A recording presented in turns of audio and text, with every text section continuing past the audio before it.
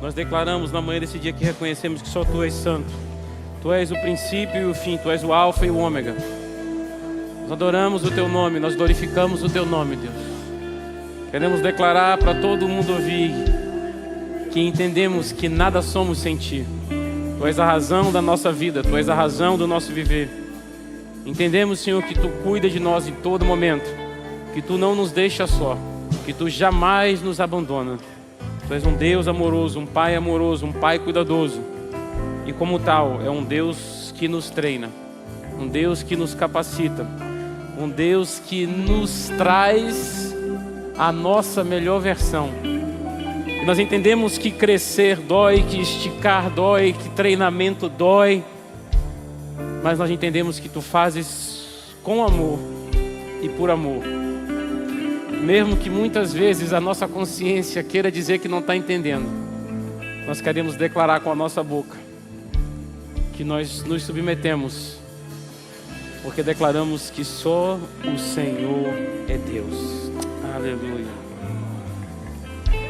Antes da gente ler o texto que está no meu coração, que Deus falou comigo, para a gente estar dividindo essa manhã, vai ser rapidinho, a gente ainda tem ceia. Tem coisas que geralmente eu não compartilho, é da minha natureza. Mas quando você vem numa sucessão de coisas acontecendo, muitas vezes na maioria das vezes eu prefiro falar com o Senhor, deixar os pés da cruz. Porque muitas vezes a gente tenta explicar e a gente explica e as pessoas não entendem, e às vezes faz uma confusão maior.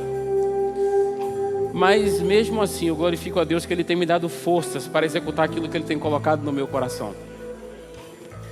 Semana passada ou antepassada, eu não lembro bem, nós tivemos uma reunião com todos os pastores e bispos que lideram as igrejas filhas. E desde que eu assumi o ministério, junto com a minha esposa em 2022, Deus falou comigo lá atrás: meu filho, vai chegar um tempo que você vai emancipar todas as igrejas e vai liberar todo mundo. E aquilo veio no meu coração, eu vi que era uma direção de Deus. Eu falei, no tempo de Deus eu vou fazer. E Deus foi apertando cada vez mais isso. E eu vou fazer. E eu conversava com eles, eu vou fazer. Eu compartilhei isso com a minha esposa, que é a minha intercessora número 1. Ela falou, se Deus falou com você, faça. Eu falei, Ele falou comigo, só não me disse o quando, mas eu vou fazer. E eu vinha falando com eles, e eu tentava meio que, não, vamos fazer, mas bem assim, você pode estar assim, mas pode estar assado. E quando chegou nesse ano de 2025, Deus falou comigo, vai ser esse ano de 2025. Eu falei, Senhor, eu quero mais uma confirmação. Ele já tinha me dito diversas confirmações. E do nada, como são as coisas de Deus, nesse ano de 2025, mais uma vez, ela chegou para mim e minha esposa e disse, Deus já te falou várias vezes, você vai esperar mais uma confirmação? Aí eu falei, semana que vem eu vou fazer. E nós reunimos e aqui nós fizemos, estávamos com todos eles aqui. Nós chegamos a ter, Bispo Lúcio sabe, quase 100 igrejas filhas. E é uma loucura para muita gente. Eu falei, Senhor, você mandou eu fazer, diversas vezes eu vou fazer. E eu pedi mais uma confirmação, Deus, e obrigado porque você me exortou. E eu fiz. E hoje, no caminho para cá, ela chega para mim no carro e fala assim, sabe aquela pastora que a gente ama muito, que ora por a gente há muito tempo? Eu falei, sei. Ela falou, tem uma pastora amiga dela que não conhece a gente, não convive com a gente, e que mandou uma mensagem para ela. Posso ler para você? Chegando aqui na igreja, no estacionamento. Falei, pode ler. Ela falou assim, não fez sentido para mim, mas fala com um casal, talvez eles entendam. Estavam só eles dois, sozinhos, e tinha uma mesa muito bonita, mas era uma mesa muito chique. E nessa mesa tinha um vaso mais bonito ainda, e esse vaso era cheio de flores. E Deus chegou para ele e disse, troque o vaso. E ele questionou com Deus algumas coisas, mas ele disse que ia fazer, mas estava assim, e a esposa chegou e disse, ele não te falou? Troque o vaso. E ele chegou na mesa e tirou aquele vaso lindo, cheio de flores, por um vasinho simples, pequeno, com apenas uma florzinha. A mesa continuou linda, mas só tinha um vaso com uma flor. Ela falou, você entendeu? Eu falei, entendi. Todas as flores eu plantei numa noite só. E eu fiquei com essa flor para cuidar que o Senhor me deu. E eu glorifico a Deus, porque a mesa linda eu entendo que é a igreja de Cristo. Mas numa noite só, foi como eu disse a eles aqui, muitos choraram, eu também chorei. E muitos disseram assim, nós estamos nos sentindo como filhos que estamos sendo abandonados. Eu falei, vocês não estão sendo abandonados, porque a Bíblia nos diz que filhos são como flechas. E numa noite só, eu disparei todas as minhas flechas. Mas eu vou ficar com aquilo que o Senhor me disse. Concentre-se aqui. Foque aqui. Arrume aqui. E daqui eu vou cumprir todas as promessas que eu tenho na sua vida. Aqui. E isso eu fiz. Passa-se. E ela disse assim, e tem uma outra coisa que essa mesma irmã sonhou. Eu disse, meu Deus. É a irmã José. Deve ser Maria José o nome dela, não é possível. Eu falei, diga. Ela disse que há 2 anos atrás ela estava dormindo, orando de madrugada. E ela viu o mapa do Brasil. E no mapa do Brasil se começava a estender um lençol por sobre ele. E os anjos esticavam e tensionavam as pontas dos lençóis e tremiam. E o Brasil ficava debaixo de um lençol. Ela não entendeu. Ela falou, pastor, eu estou te ligando. Porque a bispa lá da Bahia, ela te mandou alguma coisa que você compartilhou da tenda. Ela falou, vai ser um congresso de mulheres lá. Ela falou, essa tenda que Deus está armando sobre o Brasil, desde a Bahia, que vai mudar a sorte da nossa nação. Ela disse, Deus me mostrou há 2 anos atrás. Aleluia.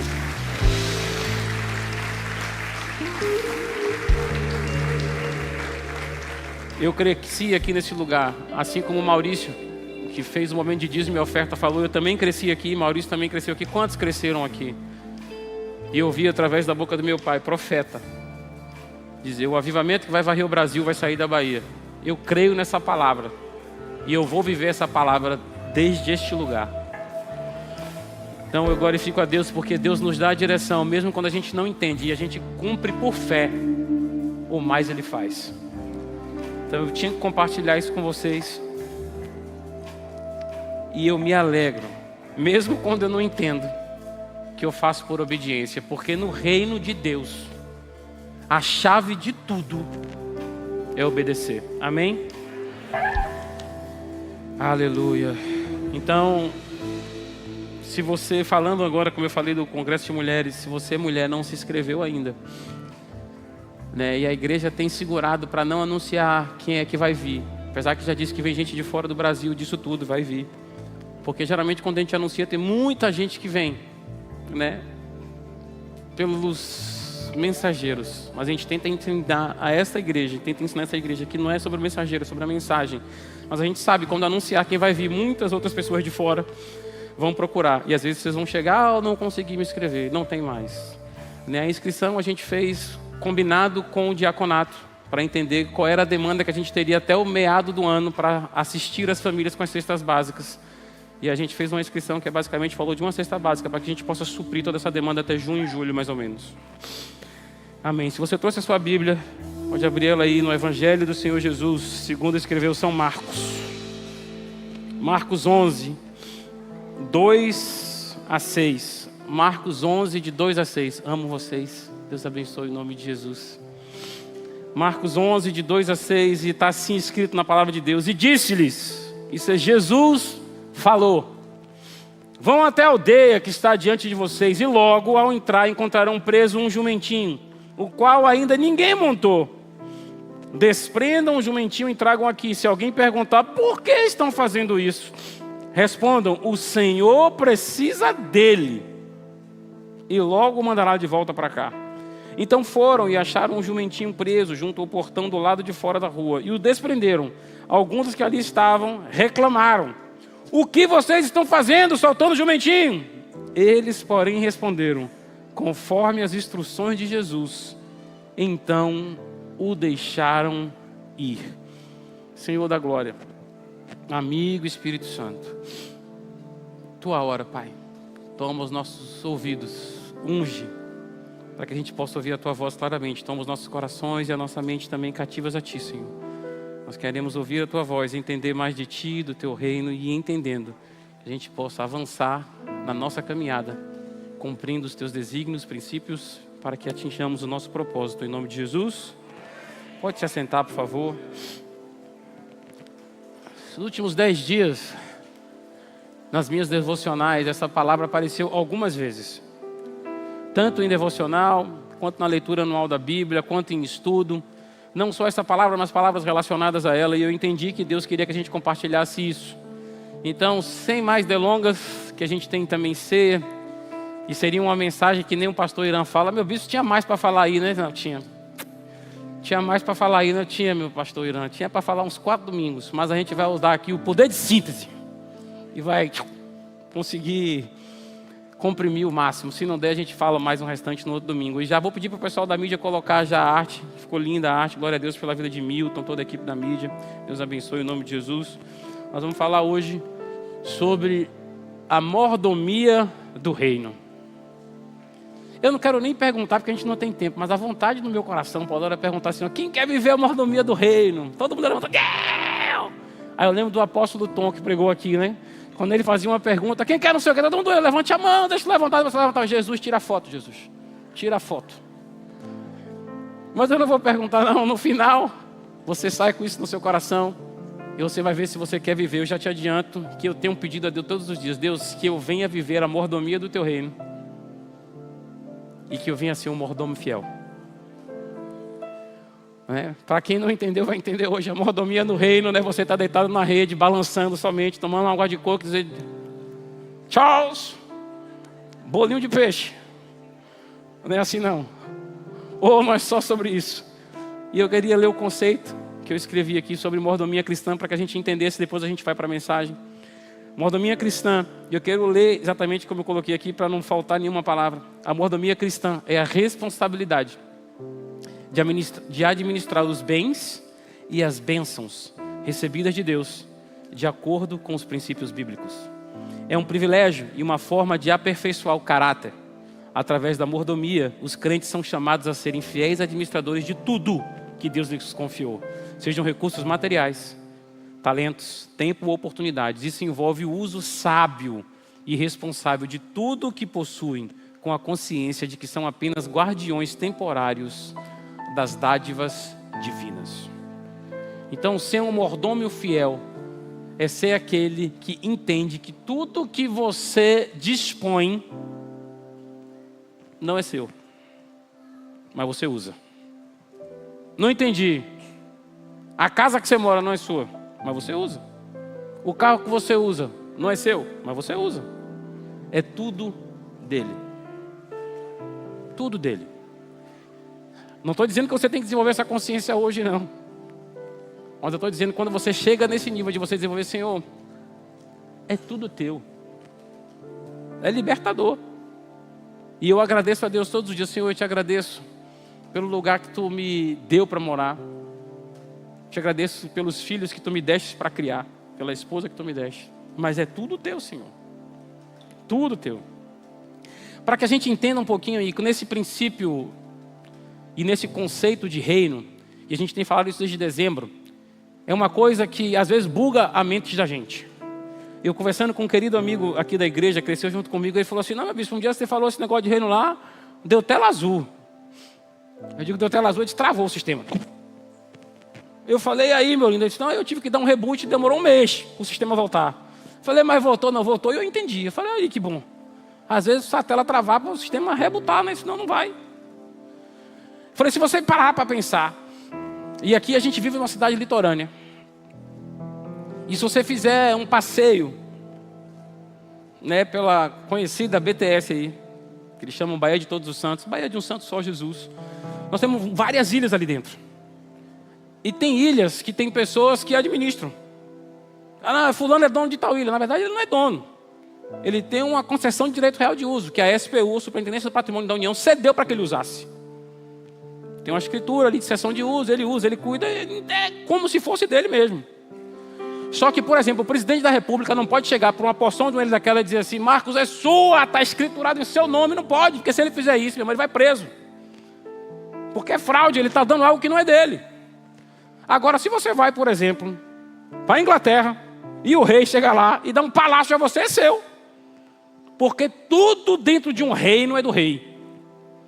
Diferente de uma república, que um presidente, ele administra aquilo que é da nação. Ele não pode dar nada que é da nação para um privado. Mas dentro de um reinado, o rei dá o que ele quer. E se ele se arrepender, ele toma. Quando a rainha Elizabeth era viva, num do aniversário de uma das suas sobrinhas, ela pegou uma ilha no Caribe e deu. É sua. Passou anos, a sobrinha pisou na bola, ela tomou e deu a outra. É dela. Se você vai na Inglaterra hoje, você mora numa casa lá, o terreno é do rei. Você está morando ali numa concessão.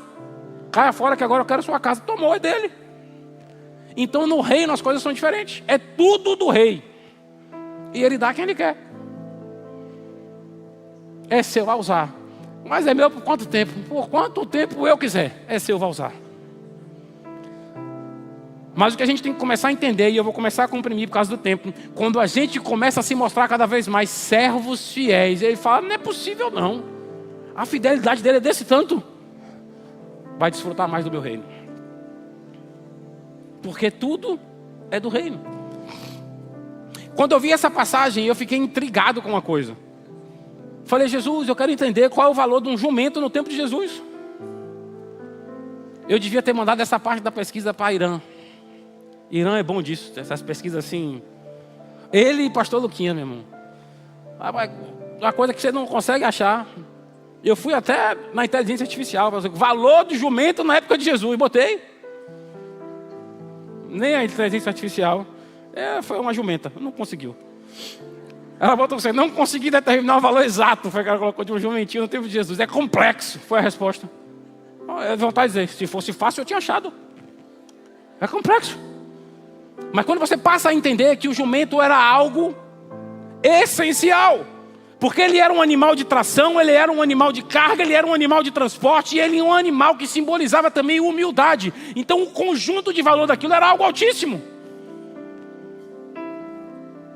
Altíssimo. Mas Deus, como Criador do céu e da terra, Ele tem direito a tudo que aqui está. Ele criou tudo, Ele fez tudo, é dele. Qualquer porção daqui é dele. Só que Ele criou a terra, Ele formou a terra. E Gênesis 1, 26 a 28 diz que Ele criou isso aqui tudo e deu ao homem. Vá lá e exerça domínio, é seu. Para dominar, para governar, é seu para isso. Não para que o homem fosse dono, mas para que fosse governante, gerente, mordomo daquilo que Deus criou. E aqui na Bíblia a gente tem, eu separei algumas referências para que a gente entenda isso melhor. Verificando os direitos de Deus ao senhorio da propriedade da terra. Vamos lá rapidinho, Salmo 24:1. A terra é do Senhor e tudo que nela há, o mundo e todos que nele vivem, pois Ele, Deus, afundou sobre os mares e estabeleceu sobre as águas. Segue mais, Salmo 47, 7 a 9. Porque Deus é o rei de toda a terra. Cantem a Ele um salmo de louvor. Deus reina sobre as nações. Deus está assentado em seu santo trono. Os nobres das nações se reúnem como o povo de Deus de Abraão. Pois os reis da terra, somos nós, pertencem também a Deus. Ele é grandemente exaltado. Não para por aí não. Se a gente for lá no 115, 15 a 16, Salmo. Que vocês sejam abençoados pelo Senhor, que fez os céus e a terra. Os céus são os céus do Senhor, mas a terra Ele deu aos filhos dos homens, a mim e a você. Se você não quiser a sua porção, Senhor, quem não quer a porção, Deus, eu quero ser esse mordomo fiel. Da mesma forma que no Antigo Testamento a gente começa a entender e enxergar Deus como Rei e Senhor, dono de tudo, o Novo Testamento revela Jesus Cristo como Senhor e dono de tudo. Primeiro de tudo. Jesus, Ele veio anunciando a chegada do reino e o restabelecimento do reino aqui na terra. Algo que somente um rei pode fazer, anunciar, cheguei com o meu reino. Só um rei pode fazer isso. E porque um rei automaticamente é um senhor, isso significa que Jesus Cristo é o Senhor. Quem entendeu até aqui? Isso tudo foi para que a gente entendesse que Jesus Cristo é o Senhor. Entendeu, Marcão? Bom demais. Além disso, a palavra grega mais comum para Senhor é Kyrios. E aplica a Jesus repetidamente no Novo Testamento. Kyrios significa Senhor e significa ter poder. Kyrios. Também significa alguém que tem autoridade máxima. E aí, quando eu fui ver toda a definição, fala assim, alguém que tem autoridade máxima, poder, mestre. Meu irmão, quando eu li mestre também, eu chorei. Teve alguém que pensou, ele chora por tudo. Tira a foto, Jesus. Tira a foto desse. Mestre. Aí você vai dizer, por que você chorou quando você viu a palavra mestre? Vou te dizer agora. Ainda no Evangelho de Marcos, porque é o livro que eu estava estudando. Jesus queria preparar a última ceia. E ele chegou assim, vai lá, entra na cidade. Quando você entrar, vai ver um homem com um cântaro. Quando você vê esse homem com um cântaro, fale com ele, siga ele. E disse assim, o mestre mandou perguntar onde é o lugar que está preparado para a ceia. Irmão, quantos mestres tinha na época de Jesus? Mas não era um mestre, não, era o mestre. O mestre mandou perguntar, cadê o lugar que está pronto? Foi igual quando foi pegar o jumentinho. Vim pegar o jumentinho, não vai pegar o jumentinho. Vou levar o jumentinho, não vai levar o jumentinho. Vou, por quê? Porque o Senhor mandou eu levar. E hoje a gente passa na vida preocupado, Senhor! Irmão, veja qual é a ênfase que você dá no Senhor quando você abrir sua boca mole. Porque o equivalente de um jumentinho daquela época, para você entender, era alguém chegar aqui e dizer, tá sol, não quero ir para casa com esse sol na moleira. Entendi, faz como? Vai ali na esquina, tem uma Porsche preta Cayenne, 2025, 0, com os plásticos no banco. Traz ela lá, que a chave está na ignição, que eu quero ir para casa nela. E de quem é? Não sei, diga que eu pedi. Foi Jesus, irmão. Aí eu disse, Jesus, eu posso dar seu nome? Sua casa, endereço, CEP, aldeia de quem você é filho. Não, só diga assim, o Senhor mandou. Ou você sabe quem você é e exerce a sua identidade com autoridade, ou vai se transformar nessa pessoa que entende. Fique com medo não. E ninguém vai desistir de você. Você pode ter desistido de você, mas eu não desisto de você não. Ô bispo, por que você fala isso? Porque tantas pessoas já desistiram de mim e o Senhor não desistiu. Então eu não vou desistir de você. Eu acho lindo ao se aproximarem de Jerusalém, chegarem a Betfagé e Betânia, no Monte das Oliveiras, o Senhor enviou os seus discípulos dizendo, vão até a aldeia diante de vocês, e ao entrarem encontrarão o jumentinho amarrado. Só por aí, o cara já tinha certeza que ele era o Senhor por tudo que eles tinham vivido. Mas a instrução foi clara. Quando você entrar na rua, vai estar um jumentinho 0. Ninguém nunca montou, ele vai estar amarrado, é esse que eu quero, traga. Só aí o cara já vai grande, irmão. Se eu chegar lá, arrumar um jumentinho velho, não é esse. A instrução não foi clara. A instrução clara, porque quando Deus dá a instrução para mim e para você, ainda mais de algo que pode soar absurdo, a instrução venha clara, para que a gente não vacile na hora de executar. Deus, foi tu mesmo? Você sabe que o diabo é sujo. A instrução dele vem clara, irmão. Basta você ter fé e atitude. Jamil está lhe pocando de rir. Basta você ter fé e atitude. Nesta história, Jesus agiu em sua autoridade como Senhor. Kyrios, do grego. Não há indicação que ele tenha combinado com o dono do jumentinho. Conheceu o cara no dia anterior e disse, preciso pregar uma peça nos discípulos, eles precisam confiar em mim. Vou mandar os caras lá, libera o jumento. Não teve isso não, meu irmão. Não teve combinado não. Vá lá e traga o jumentinho. Se alguém te questionar, diga, o Senhor pediu. Agora, ele não toma nada que é de ninguém. Vá lá, o Senhor pediu. Ele vai usar e ele vai mandar de volta para que você desfrute do uso também. É dele, mas ele vai mandar de volta. Então, às vezes, o Senhor pede para a gente dispor alguma coisa para o reino. Senhor, mas logo esse jumentinho, Deus. Agora pense que coisa linda. E isso me ocorreu agora. O lindo de a gente pregar e dizer assim, Senhor, fala comigo, porque eu tenho até aqui, Deus. Desenvolve o resto. A Bíblia fala que esse jumentinho nunca tinha sido montado. Foi um jumentinho sem ser domado e voltou um jumentinho domado por Jesus. Ô cowboy. Imagine a gente que conhece a vida do campo, você pode pegar um jumento novo, meu irmão, o bicho vai escoiciar, não, bota na água para pular pouco, corta na espora. Jesus, Filho de Deus, Senhor, que criou todas as coisas, Tenho certeza que assim como ele fez com os peixes, na pesca maravilhosa, o pessoal, aqui não dá, joga a rede aí, peixe, vai para a rede. Ele sentou no jumento e disse, não pule, você agora está domesticado. Acabou. Porque ele nos criou para que a gente exercesse autoridade aqui. Gênesis 1, 26 a 28. Todo o domínio é de vocês. Jumento não pule não, eu quero uma caminhada macia. Naquela época já era um jumento machador, marcha picada legítima, meu filho. É isso. Mas a gente não entende, mas isso é o reino de Deus.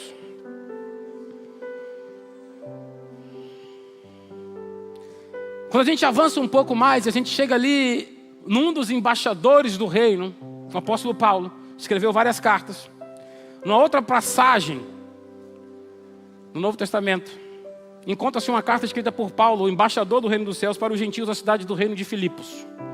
E está escrito assim, Filipenses 2, 5 a 11. A atitude de vocês deve ser a mesma de Cristo, que sendo em forma de Deus, não considerou ser igual a Deus, era igual ou ser usurpado, mas esvaziou-se de si mesmo, assumindo a forma de servo, tornando-se semelhante ao dos homens, e sendo encontrado de uma forma humana, humilhou-se a si mesmo, obediente até a morte de cruz. Por isso Deus o exaltou à mais alta posição, e lhe deu o nome que está acima de todo nome, para que o nome de Jesus, todo joelho se dobre, nos céus, na terra e debaixo da terra, e toda língua confesse que Jesus Cristo é Senhor, para a glória de Deus Pai.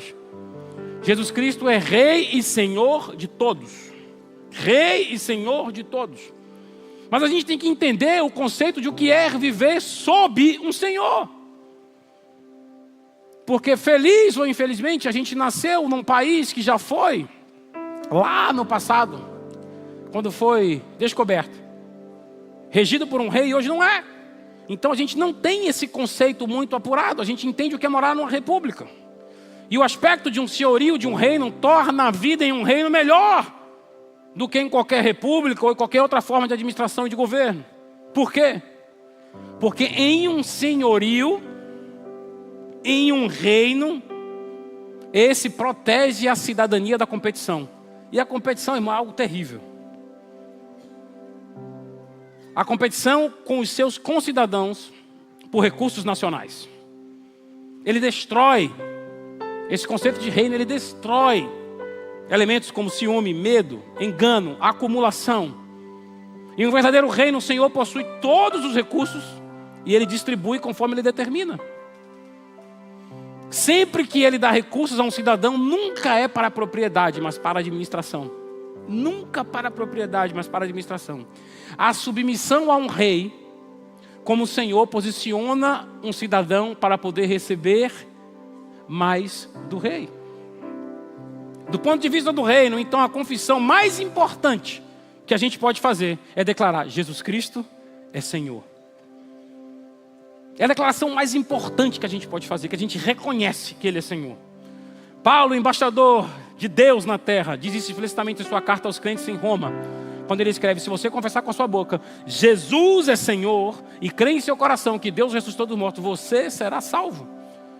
O salvo aqui ele está querendo dizer que você será redimido, comprado de volta, feito cidadão do reino, mais uma vez recuperado, restaurado do afastamento da rebelião contra Deus, o rei, para um relacionamento correto com Ele e diante dEle. Mas se dissermos Jesus é o Senhor, isso significa o que em termos práticos? O que significa viver sobre um Senhor? O que significa viver sobre um senhorio? A experiência que a maioria de nós ocidentais temos com o Senhor, ou com algum tipo de senhorio, é se você mora de aluguel. Aí você entende que você mora em algum lugar que não é seu, mas você está morando naquele lugar, e o dono é o Senhor daquele lugar. É a experiência mais próxima que nós do Ocidente temos com isso. Porque você não é dono da propriedade, o senhorio é. Lidar com o senhorio fornece uma pequena amostra de como seria viver toda a sua vida sobre o senhorio de Deus. Se você declara com a sua boca Jesus é o Senhor, você está reconhecendo a autoridade dele sobre você, sobre a sua vida, sobre tudo que você tem, bem como a responsabilidade de obedecer a Ele. Então, uma coisa que não combina e não existe sobre um conceito de senhorio é você dizer sim, Senhor, mas não tem. Ou é sim, Senhor, e acabou. Não tem sim, Senhor, mas não tem. Sim, Senhor, exceto, não tem. Sim, Senhor, espere, não tem. Se Ele é Senhor, a única coisa que você pode dizer é Senhor, sim. O próprio Jesus reiterou essa verdade ao longo do seu ministério público. Lucas 9:23, se alguém quiser vir após mim, negue-se a si mesmo, tome a sua cruz todos os dias e siga-me. Se Jesus é Senhor, Ele deve receber a prioridade, a primazia total da sua vida. Ele está acima de tudo, de todos na sua vida. Ele está acima de todo objetivo. Ele está acima de todo sonho. Ele está acima de toda ambição. Você não pode ser um discípulo e dizer, Senhor, primeiro deixe-me. Não, Senhor, sim. Sim, Senhor. Às vezes a gente sofre perseguições e retaliação em alguma área. E depois que eu comecei a entender isso, foi bem recente, que Deus começou a ministrar isso no meu coração. Meu irmão, eu já estava vivendo numa paz. Esses dias eu estava conversando com um casal de amigos sobre isso. A paz aumentou. Ele olhou para mim assim, você está preocupado com o quê? O que é seu aí? Você não disse que é tudo meu, é tudo seu. Então descanse. Isso é tudo meu, você está se preocupando? Tudo seu. Acabou. Ou você tem essa atitude e coragem, ou Ele não é verdadeiramente Senhor da sua vida. Independente do que você diga.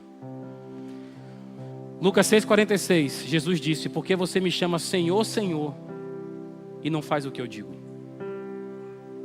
Por que você diz Senhor, Senhor, mas não faz o que eu digo? Você não pode chamá-lo de Senhor e logo então começar a formular e a dar desculpas para não obedecer. Você não pode alegar que Ele é o seu dono e então ir na frente e fazer o que você quiser. Você não pode fazer isso. No reino dos céus não existe cidadão de fim de semana.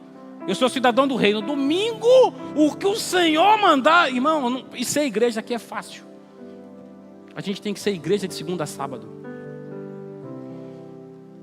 Já falei isso aqui uma vez. Se nós vivemos no conceito de reino, eu e você somos embaixadores. Como é que a gente está representando o reino que a gente faz parte na nossa semana?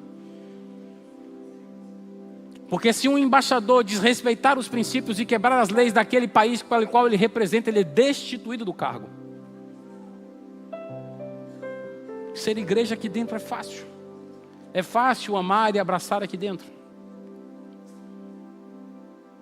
Agora, o que é que a gente fala? Quais são os comentários que fazemos sobre pessoas que convivemos ou não convivemos, conhecemos ou não temos relacionamento durante a semana? No reino não existe cidadão de fim de semana. Ou você é cidadão do reino ou você não é cidadão do reino. Ou você faz parte do reino ou você não faz parte do reino. Se Jesus é Senhor, você não pode viver para Ele no domingo e para si mesmo de segunda a sábado. O senhorio de Cristo é uma posição que demanda 24/7. Não há outra programação. Viver sobre um senhorio também significa renunciar a todos os conceitos de propriedade pessoal. Isso não significa dizer que você tem que vender sua casa, vender seu carro, vender seu sítio, sua fazenda, entregar tudo. Não é isso não. É simplesmente aprender a não ter uma visão proprietária em relação a essas coisas. Se eu tenho é porque o Senhor colocou ao meu dispor para eu desfrutar. Ninguém está aqui dizendo não venda tudo, não é isso não. Mas você tem a consciência, se você tem é porque Deus te colocou para que você desfrute mesmo, e desfrute. Ah, porque eu tenho um carro maravilhoso, ótimo, Ele te deu para você desfrutar. Porque Ele quer que você tenha isso. Ah, porque eu passeio. Ah, porque eu vou no mar. Ele criou, antes de você, Ele tem um barco, um stand-up, uma vela, um jet. Ele criou o mar para que você desfrutasse dele. Ele quer que a gente desfrute. É só entender isso. Que não é seu, é dele, que deu para você desfrutar. Porque Ele te ama, como me ama, nos ama. Esse é o nosso direito como cidadão dos céus, como cidadão do reino. A gente pode e deve desfrutar dessas coisas sem medida, desde que a gente se lembre quem as possui. Quando a gente começa a pensar que elas nos pertencem, no entanto, nós colocamos em apuros. Se a gente pensa que a propriedade é nossa, nós começamos a ter uma visão de nós mesmos como senhores. A Bíblia fala que nós somos reis, reino e sacerdotes. Mas Ele é Senhor. Todo um rei tem o seu tamanho, a sua proporção e a sua glória pelo tamanho do território que ele exerce influência. Ele nos fez reino, reis e sacerdotes, para que a gente vá, domine e expanda o reino dele na terra, para que o mundo veja, o reino dele é glorioso, porque expandiu. E ele trata os seus reis e os seus embaixadores como tal. Então imagine, você vai receber alguém de um outro reino, de outra nação na terra, e você fala assim: não, o cerimonial do Brasil fez eu pegar tal pessoa. Vem como? Ah, é de uma nação estrangeira. Não, vai pegar no porto, porque ele veio de carona de navio cargueiro e parou lá fora e uma catraia está trazendo. Esse cara faz parte de que nação? Eu não esqueço, anos atrás, quando eu ainda estava na vida pública, nessa época de festas assim de fevereiro, e eu estava na repartição e foi aquele alvoroço. Falei: o que foi? Não, que está chegando aí no aeroporto uma pessoa. Nunca contei isso, lembrei agora. Está chegando uma pessoa aí que é importante. Eu digo: sim, e o que é que faz para receber a pessoa importante, né? Não, que tem que ver a questão do trânsito. Não, porque na hora que ele descer para desmobilizar, para não engarrafar, eu pensei assim: rapaz, a comitiva desse cara é o quê? Ele veio no avião dele, que era tipo um Boeing, e ele tinha um avião cargueiro trazendo os carros dele. Ficou em busca da vida. Irmão, desceu o Lamborghini, desceu o Ferrari, desceu o Rolls Royce, para o cara passar 15 dias. Um príncipe africano. Esse sabe, noção de rei tem noção. Você vai perguntar de quê? Ele vai fazer tudo de papai, fazer o que estou usando. É.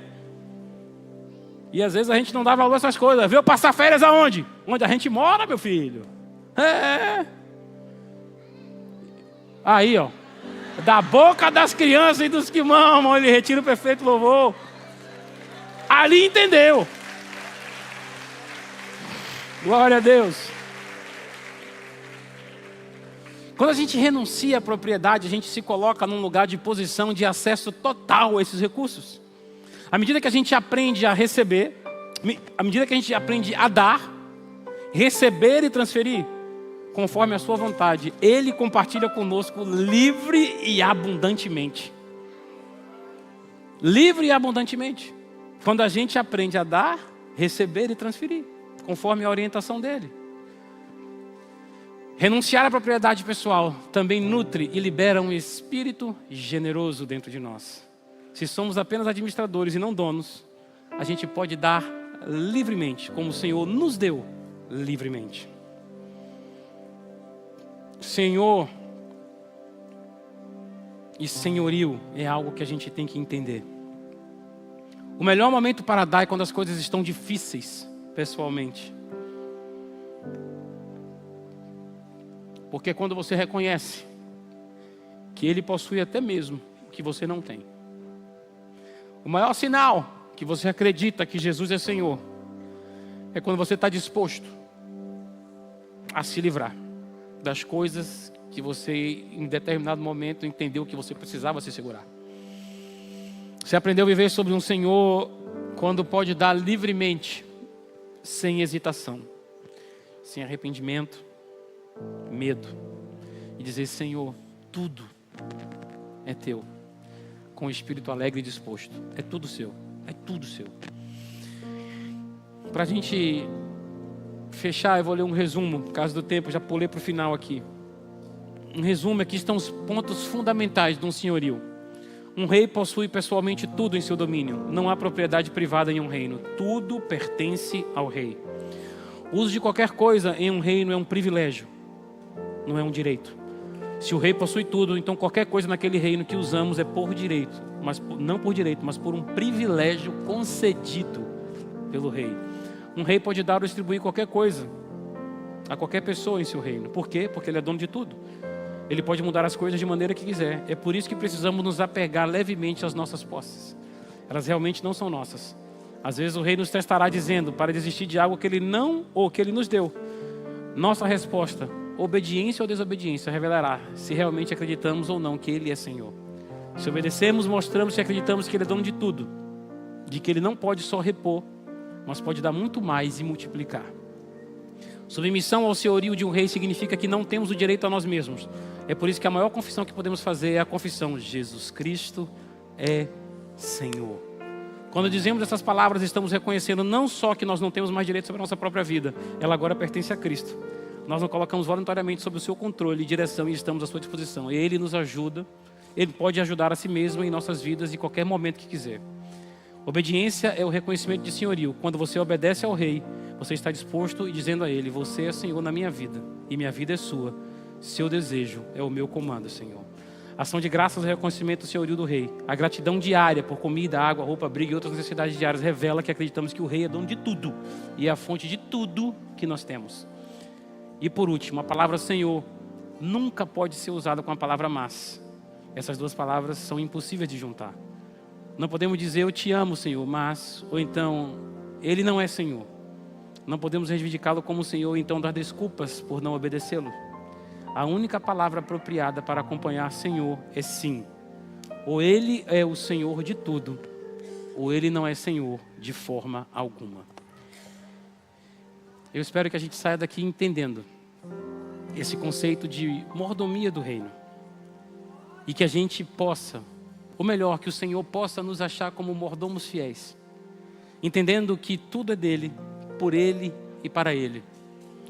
E que como Ele nos deu, se Ele nos levar a dar ou a repartir, nós vamos fazer. Não só porque Ele garante que vai nos devolver multiplicadamente, mas porque Ele simplesmente Ele pediu. Amém? Hoje de manhã nós temos ceia. A gente correu um pouco, mas a gente conseguiu pelo menos fazer o resumo todo ali no final. E que a gente tenha esse conceito no nosso coração, em que a gente é cidadão do reino dos céus. Nós somos embaixadores de Deus na terra, nós somos reis aqui na terra, que Ele criou para que a gente exercesse domínio. E que quando a gente passar a viver por este princípio, e viver sob um senhorio, tudo muda. Acredite no que eu estou falando. Levante suas mãos assim aos céus. Que a graça do Senhor Jesus, o amor de Deus e a comunhão do Espírito Santo seja sobre todos nós. Amém, amém. Deus abençoe em nome de Jesus.